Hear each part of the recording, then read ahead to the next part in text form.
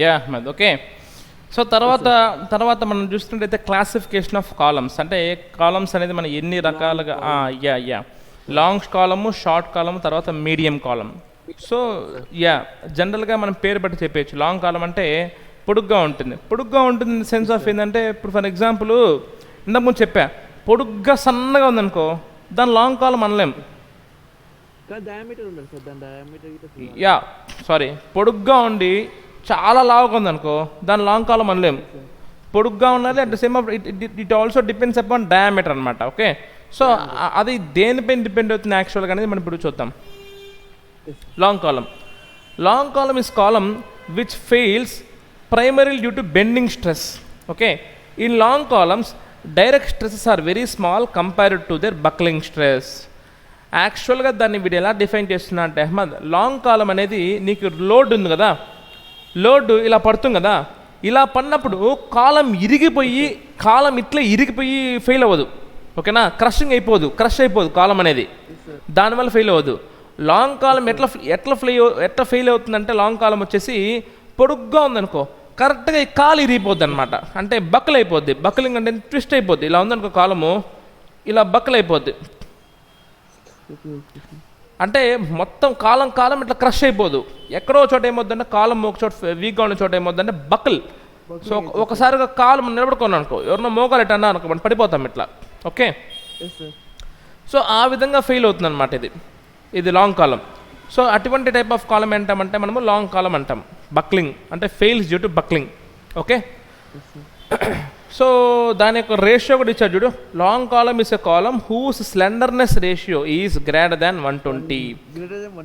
Yeah, తర్వాత whose length is more than 30 times ఇచ్చాడు, అది పక్కన పెట్టేసి మనకి స్లెండర్నెస్ రేషియో అనేది ఇంపార్టెంట్. ఆ స్లెండర్నెస్ రేషియో అనేది ఏంది మనకి నెక్స్ట్ దాంట్లో వస్తుంది. దాన్ని మనం ల్యాండా అంటాం. ల్యాండా ఈజ్ ఈక్వల్ టు √I/K అంటాం.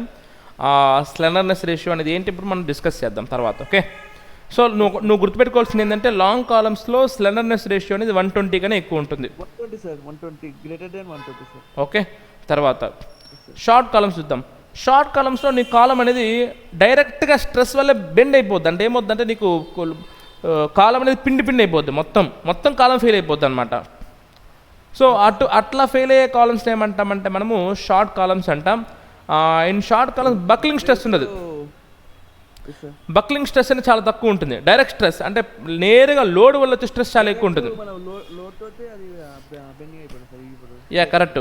అదే లాంగ్ కాలం అనుకో లోడ్ వల్ల వచ్చేదానికంటే కూడా అదే ఇప్పుడు ఫర్ ఎగ్జాంపుల్ నువ్వు ఎక్కువసేపు ఎండలో నిలబడినావు అనుకో, నీకు ఎవడు లోడ్ అప్లై చేయాల్సిన అవసరం లేదు. ఎవడు కూడా నీకు లోడ్ అప్లై చేయాల్సిన అవసరం లేదు, నువ్వే ఇట్లా అయిపోతావు. ఎందుకు నీ వెయిటే మన వెయిటే మనం హైట్ ఎక్కువైతే ఏమవుతాం భరించలేం. ఓకే, అటువంటి టైప్ ఆఫ్ ఫెయిల్ ఏమంటామంటే బక్లింగ్ ఫెయిల్యూర్ అంటాం. అది లాంగ్ కాలమ్స్ జరుగుతుంది. షార్ట్ కాలమ్స్కి అలా జరగదు. షార్ట్ కాలమ్స్కి లోడ్ వల్ల డైరెక్ట్గా లోడ్ వల్లే ఫెయిల్ అవుతాయి అనమాట షార్ట్ కాలమ్స్. సో దాన్ని ఫెయిల్ అవుతుంది అనమాట. ఓకే, తర్వాత short column is a column 30 less than 32. అది లెస్ ఇవ్వలేదు, లెస్ దాన్ 32 దాన్ని ఏమంటాం. ఓకే, దాని లెస్ దాన్ 32 ల్యాండా వాల్యూ అంటే స్లెండర్నెస్ రేషియో కానీ 32 కన్నా తక్కువ ఉంటే దాన్ని మనం షార్ట్ కాలం అంటాం. అయితే లెస్ దాన్ 32. ఓకే, అయితే ఇక్కడ మనం చూసుకున్నట్లయితే లాంగ్ కాలంకి ఏమో మనము 120 కన్నా ఎక్కువ ఉంటే దాని లాంగ్ కాలం అన్నాం. షార్ట్ కాలంకి ఏమో 32 కన్నా తక్కువ ఉంటే దాన్ని షార్ట్ కాలం అంటాం. అయితే 32కి 120కి మధ్యలో ఉండే కాలం ఏమంటామంటే మనము మీడియం కాలం అంటాం. ఓకే, ఆర్ ఇంటర్మీడియట్ కాలం. అంటే ఇక్కడ అదే డెఫినేషన్ ఇక్కడ చూడ 32 and 120, more than 32 greater than 120. Okay right. So తర్వాత ఎఫెక్టివ్ లెంత్ ఆఫ్ కాలం. అయితే ఇప్పుడు మనం ఫర్ ఎగ్జాంపుల్ ఎఫెక్టివ్ లెంత్ అంటే ఏంటంటే ఇప్పుడు మనం బాడీలో మనము మన పైన లోడ్ పెట్టామంటే మన బాడీ అంతా బేర్ చేయలేదు ఆ లోడ్. లైక్ ఓన్లీ కాళ్ళు పార్ట్ ఏదైతే ఉందో అవే ఎక్కువ లోడ్ బేర్ చేస్తాయి. ఎందుకు ఇదంతా కూడా లోడ్ దాన్ని ట్రాన్స్ఫర్ చేస్తుంది అనమాట. అదేవిధంగా కాలంలో కూడా కాలం అంతా పొడుగ్గా ఉండొచ్చు, కానీ కాలంలో ఎక్కువ లోడ్ బేర్ చేసేసి ఆ మిడిల్ పార్ట్ అంటే కింద పార్ట్ ఏమో గ్రౌండ్తో ఫిక్స్ అయిపోయింది, పైన పార్ట్ ఏమో కొంచెం లోడ్కి ఆల్సో ఎస్ బీమ్కి కనెక్ట్ అయిపోయి ఉంటుంది కాబట్టి మనకి ఆ మధ్యలో పార్ట్ని మాత్రం మనం ఎఫెక్టివ్ లెంత్ అంటాం. సో దాని గురించి అయితే ఇప్పుడు చదువుకుందాం.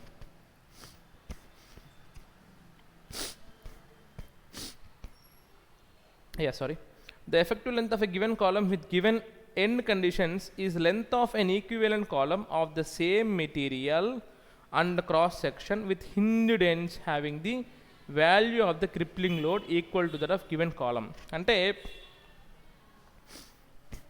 ఈవెన్ దో మనకి కాలం ఫిక్స్డ్ కాలం అయినా కూడా అంతే కండిషన్స్తో అదే కండిషన్స్తో దానికి సమానమైన హింజ్డ్ కాలం హింజ్డ్ ఎండ్స్ ఉన్న కాలం ఏ విధంగా అయితే లోడ్ బేర్ చేస్తుందో దాన్ని మనం ఏమంటామంటే ఎఫెక్టివ్ లెంత్ ఆఫ్ కాలం అంటాం. ఓకే, అంటే ఫర్ ఎగ్జాంపుల్ మనకి ఫిక్స్డ్ సపోర్ట్ ఇచ్చినా కూడా ఫిక్స్డ్ సపోర్ట్ ఇచ్చినప్పుడు ఏమవుతుందంటే ఇప్పుడు నీకు చిన్న ఎగ్జాంపుల్ చెప్తాను నేను.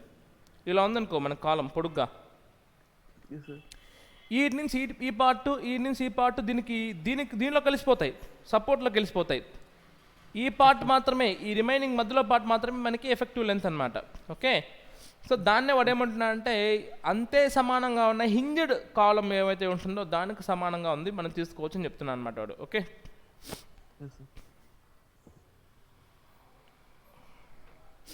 ఇది ఫార్ములా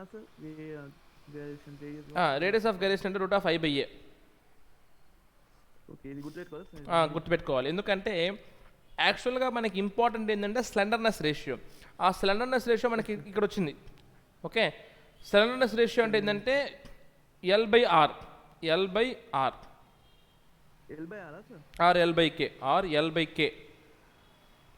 ఆ K అంటే radius of gyration, I/A. Okay, I అంటే మొమెంట్ ఆఫ్ ఇనర్షియా, A అంటే area of cross section, K అంటే radius of gyration. K is equal to √I/A. అది మనకు తెలిసిందే కదా, మనకి రెక్టాంగిల్కి అయితే BDQ మెకానిక్స్లో ఉంది. రెక్టాంగిల్కి అయితే BDQ పెట్టుబడి వస్తుంది, సర్కిల్కి అయితే πd/4/64 వస్తుంది. ఇలా రకరకాల కండిషన్స్కి వస్తుంది అనమాట. అది I అంటే మొమెంట్ ఆఫ్ ఇనర్షియా, A అంటే area of cross section. So √I/A చేస్తే మనకు వచ్చేది ఏంటంటే మనకి రేడియస్ ఆఫ్ గైరేషన్. ఓకే, తర్వాత స్లెండర్నెస్ రేషియో. స్లెండర్నెస్ రేషియో అంటే L/K. L అంటే ఎఫెక్టివ్ లెంత్, బై K అంటే least radius of gyration. L అంటే the ratio of effective length to 1 second